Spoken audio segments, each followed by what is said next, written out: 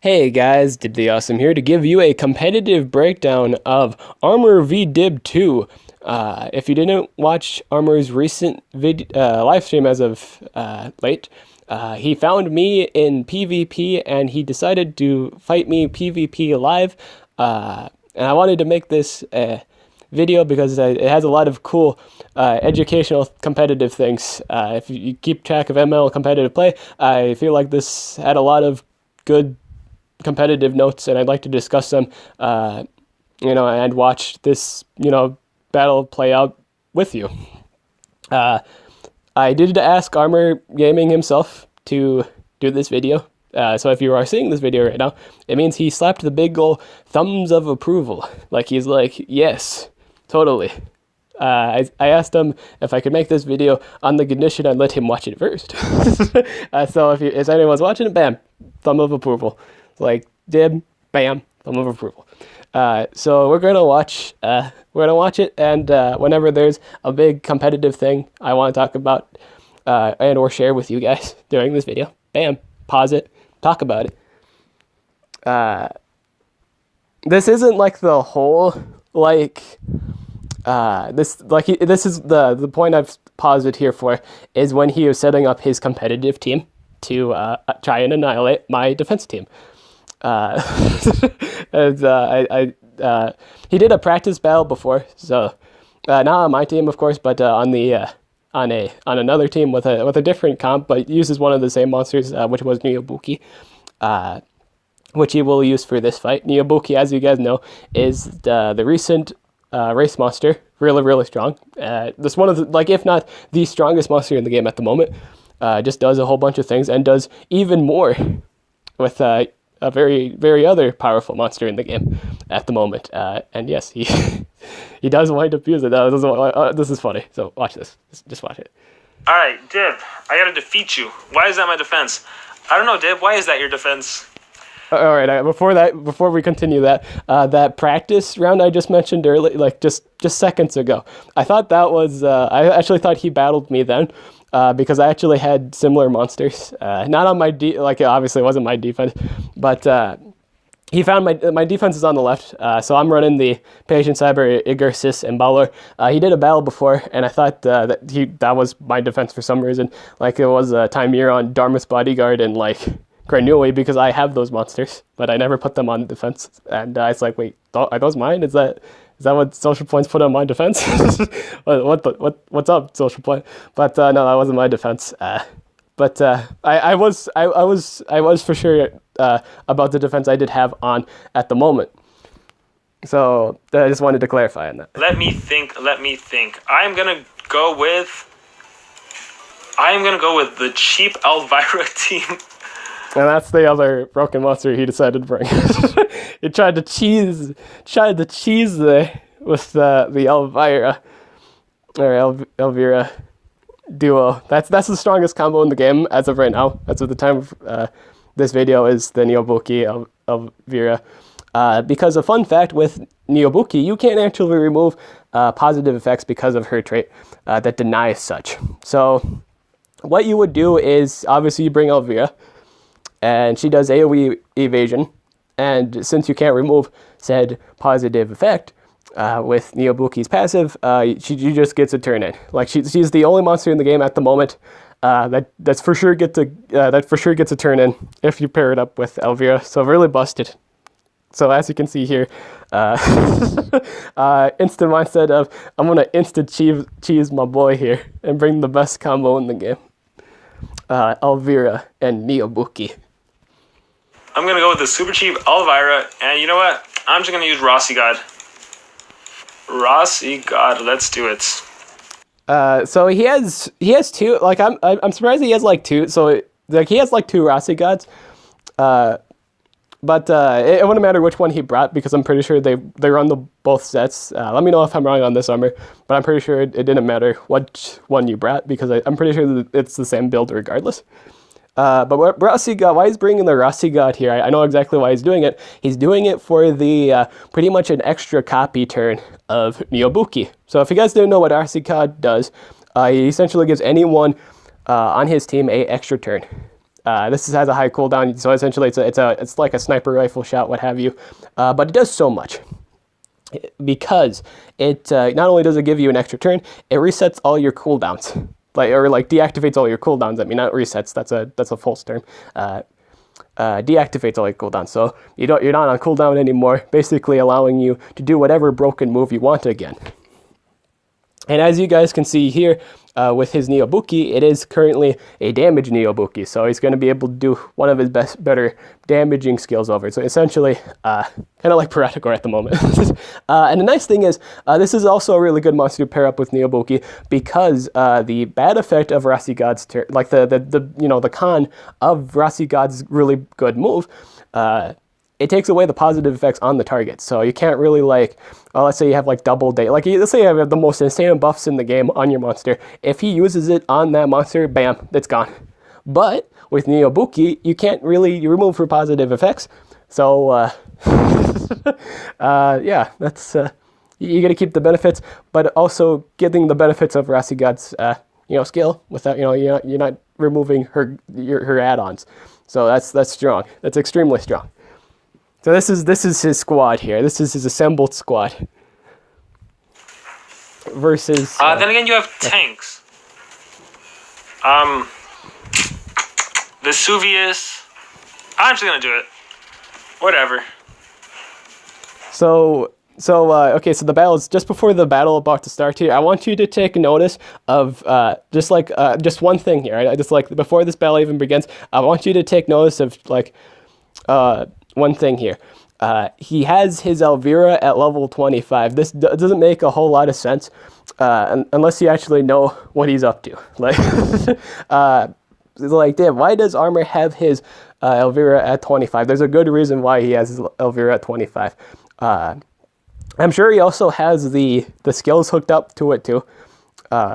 There's a reason why he's keeping it low level. The reason why he's keeping it low level is so it combos well with things like that have DOTs or like insta kill effects, because since it's such a low level, it will never really get a turn in, and therefore let's say he applied like a whole bunch of DOTs, like with like a Dark Forward Day, or name a monster that either has an insta kill effect or DOTs. They will be given out to the fullest of effect, and the enemy will just die to DOTs if they suffered enough damage from them. And with like insta wins too, it's the same thing. Like they'll have way too many turns in, and if they can't remove the evasion from Elvira, they just insta lose. So that's why he has this build. That's why he has level 25 Elvira here. Now his initial plan when he started this fight, as you can see here, right now they're just loading screens, but I have a Patient Cyber, Balor, and Igursus on defense. I have the 130 Igursus, the rank 3 Balor, and the rank 3 Patient Cyber. Two funny things I'd like to note here, just straight up the bat. This is one of the funny things that happened. There's two huge funny things that happened in this video. One, he winds up fighting he winds up fighting a rank 3 metal monster with full 10 runes. This is the second time this has happened. I don't know if he's noticed it, but Armor, you've probably noticed this now. This is the second time you're fighting a defense comp of mine with a rank 3 metal monster with full rank 10 runes. So this not only was this a really funny thing, but this is also a really key moment. A really key moment happens here, and I'm just going to play it and then stop it immediately. I want you guys to look at it as soon as the thing unfolds. So remember, two important things. Level 25 Elvira, so not the most bulkiest thing in the game. And I'm running Patient Cyber. Let's do this. Okay. That was inspontaneously there, because he has it at 4 times. I did what my monster just did was this is from Patient Cyber. This was the skill that removes positive effects and applies nanovirus. It's on a 2-turn cooldown with no stamina cost. It's the what he had initially planned for this. Okay, I'm just gonna let's let the other. Oh, no, never mind. But I was going to play it continuously, but we'll just talk about that as soon as it happens. But basically, he had the mindset that this Patient Cyber was just going to recharge. I had that same thought process too. I completely forgot. I completely had the same mindset. However, I kind of forgot that I'm the guy that runs really, runs a interesting skill that people probably would question. Like, I'm very creative in my decision makings as a competitive player. One of these creative decisions was actually a really key play at the very beginning of this game, which was the fact I did in fact run the remove positive effects and apply nanovirus on a single target. I do that. I do actually run that skill. I don't run the single target total blind.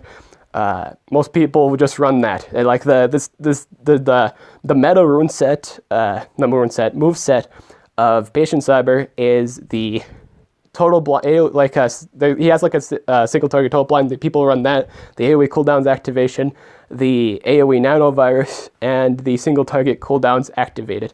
Well, actually, no. I don't. I run the total blind. I actually run the total blind. I don't actually run the single target cooldowns. I take that back. Yeah, I don't run.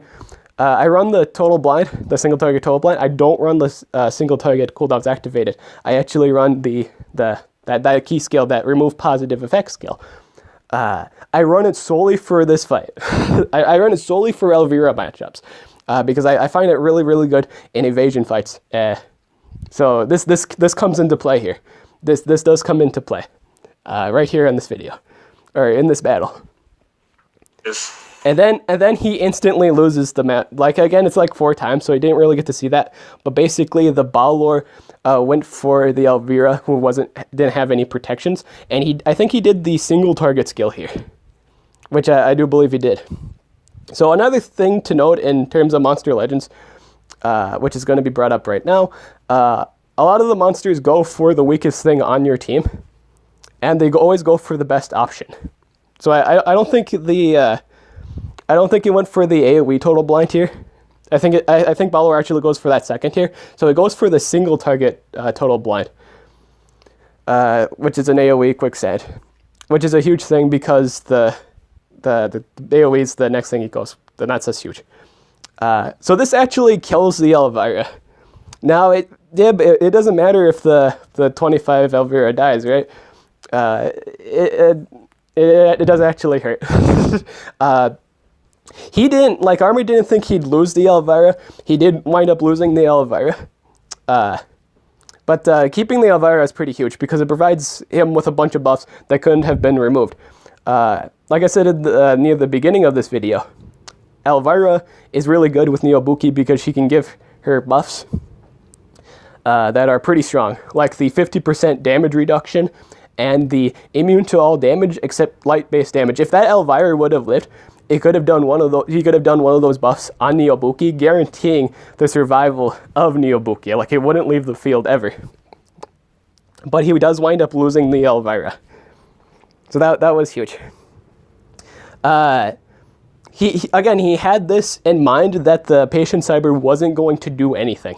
Like, he couldn't do any of these cool AoE cooldowns activations or total blinds or AoE nanovirus because he had evasion up. So when you have evasion up, basically nothing happens because you just dodge everything. Again, evasion guarantees you a turn in. He had the complete mindset that my monster's going to do anything. Every single thing would get a turn in.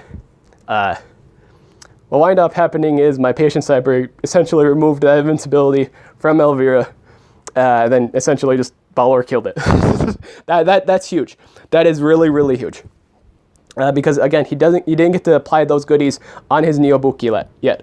So he loses those really, really good goodies that could have very well made the fight really, really, really good in his favor. Oh shoot, what are those runes? Level 10 runes, Dev, wow. Very impressive. Very, very impressive. Alright, let's take a look at my skills. We'll do Shinigami form. And bye-bye. Okay, I just want to, this is a good time to note, he also, another funny thing that happens in the video is we both spontaneously lose a unit. Like both of us lose instantaneously lose a unit with not even a minute into this game. We just lost. He just lost a support monster, and I just lost like my deny monster, like instantaneously. That was all Neboki turn 1 with a single damage, like level 10 damage run. At 120, he just completely fried that Patient Cyber. My Patient Cyber was just gone. Erase. How much damage did that So there we go. do? Damage boost, precision. Wow. How much damage did that Very impressive. Very, very impressive. Alright, let's take a look at my skills. We'll do Shinigami form. And Oh, okay. So it did 44,615. Oh, so over my life. I think it just did over my life. 5. It did. Okay, so this is how much damage it actually did. 49,401 hit points. It completely, like not overkill, but it went over my life cap. So that's pretty much overkill. It went over my base life, like just straight up. This was only a single damage Neboki. So if he was running more damage, I think just straight up the fact he would have done a lot of damage. That would play that plays a key part later. But right now he's just instantaneously killed a unit. Bye. Like Patient Cyber's just gone. So there we go. Damage boost, precision, or double damage, precision, damage boost. Charge with resonance. Hey. Now all of his things are off cooldown again.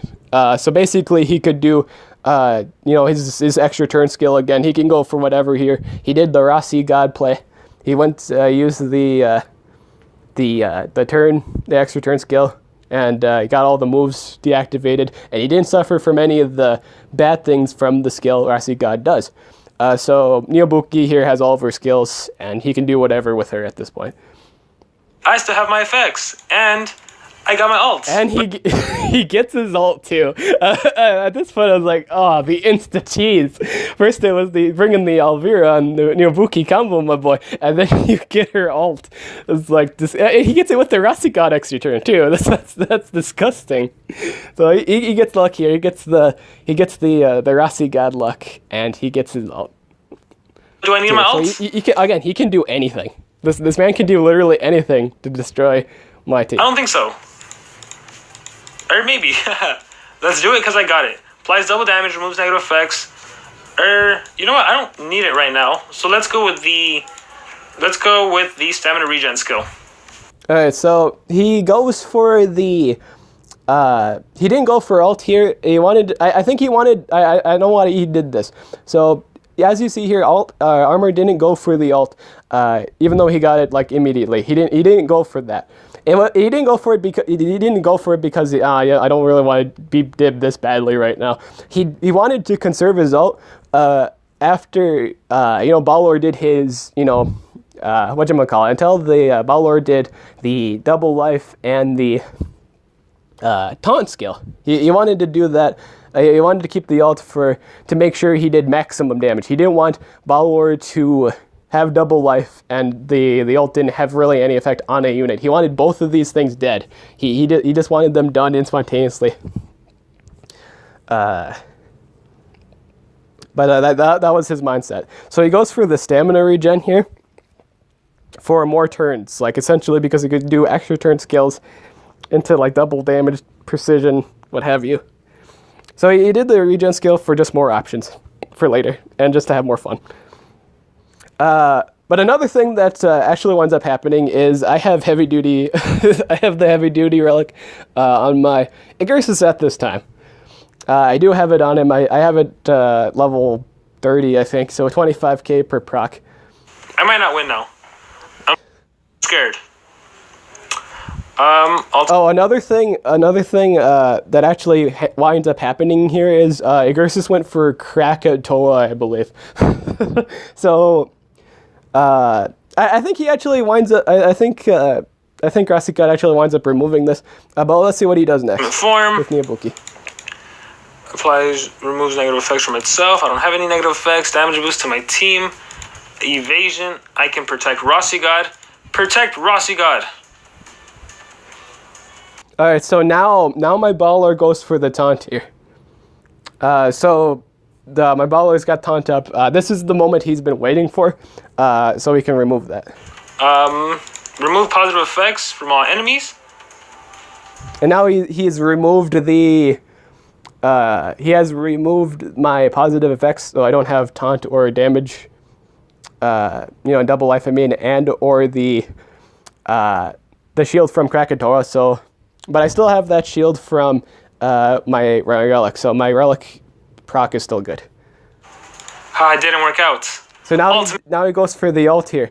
But the problem is his ult wasn't enough to account for the life runes that I have on my monsters. I'm running Agursis with a level 10 X rune, and I'm running my Balor with a 7 or 8 life, I believe.